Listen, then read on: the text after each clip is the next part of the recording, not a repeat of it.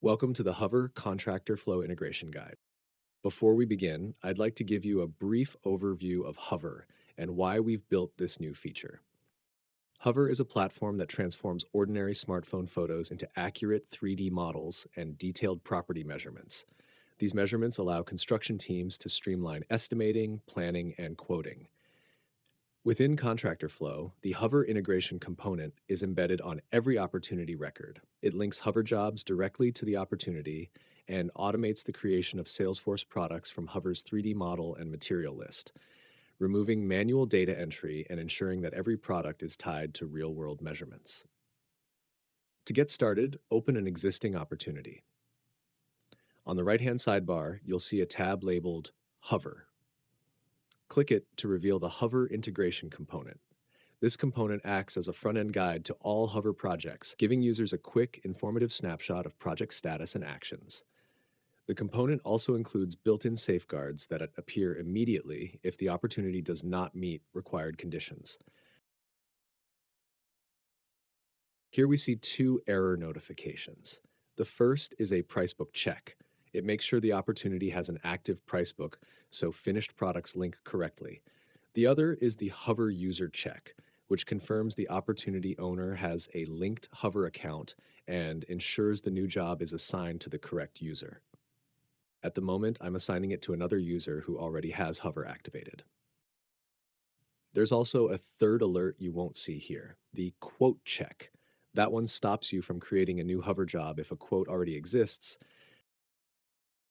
Now that the errors are resolved, start by clicking Create New Hover Job. A modal appears, divided into two sections. The left side shows the Hover job details. It's pre-populated with data from the opportunity and can be edited. All you need to supply are the Hover job name and the deliverable type. Only two deliverable options are available right now: Roof Only and Complete. Roof Only generates a roof material list, whereas Complete produces both roof and siding materials.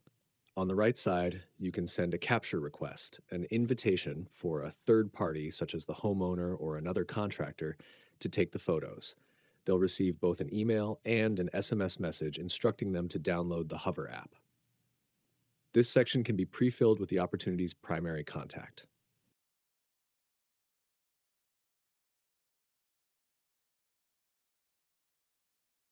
For this example, we'll keep it simple and assume the sales rep will take the photos themselves when they arrive. After the job is submitted, the Hover integration component displays its own Hover job card. An opportunity can have several of these cards, one for each structure, so each card shows only that job's details. Let's walk through what you'll see on the card. In the upper left corner is the Hover job name, along with the job ID assigned by Hover. Directly to the right, you'll eventually see the front-facing photo of the structure once the capture is complete. Beneath that photo sits the Hover job status section. This area is dynamic. It updates as the job moves through each stage. On the left edge is a progress bar. The current step is highlighted in blue. To the right of the bar, you'll find a short description explaining exactly what's happening at that step, so you're never left guessing. Notice the blue button at the bottom of the status section. Its label changes to match the job's state. Because our capture isn't finished yet, the button offers to archive this job and resend it as a capture request to a third party. Just below on the right is a dedicated archive button. Think of it like delete, except Hover never truly deletes jobs. It archives them in both Salesforce and Hover. Finally, the bottom left corner gives you a quick link to view this job directly on Hover's website. Since we're in a test environment, you'll also see a yellow Update to Complete button. That's just for easier testing, and we'll use it now. As you watch, the Hover progress bar updates in real time, no page refresh required. Now that Hover has finished its simulated capture, the front-facing photo of the structure drops into place automatically. Now that the job status is complete, the blue button at the bottom of the status card has changed to Choose Material Template. Clicking it sends you straight to the page on Hover's site where you can select the materials for this job.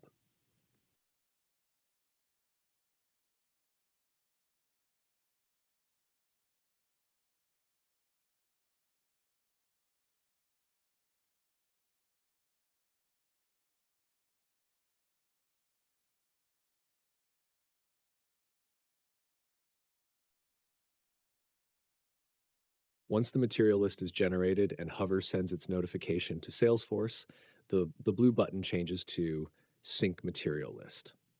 Clicking it launches a background process that matches every Hover item to the products stored in this Salesforce org.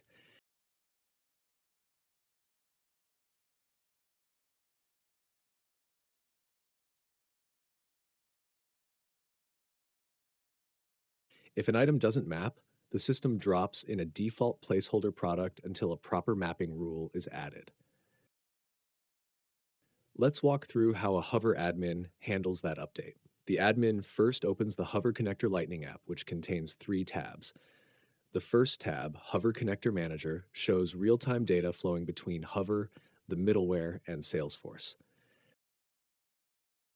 The next tab, Hover Logs, stores a permanent record of those interactions.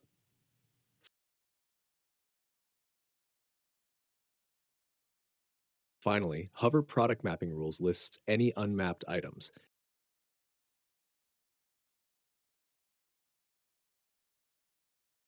The admin selects one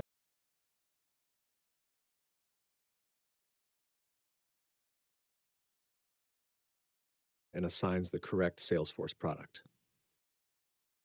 In this demo, we'll pick a random product just to illustrate.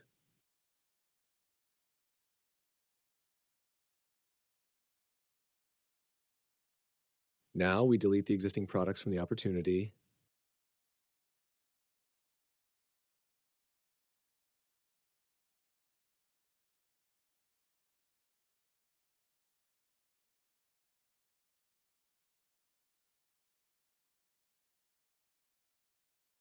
hit Sync Material List again. After a quick page refresh, the Hover Material List item now shows up as the product we just mapped,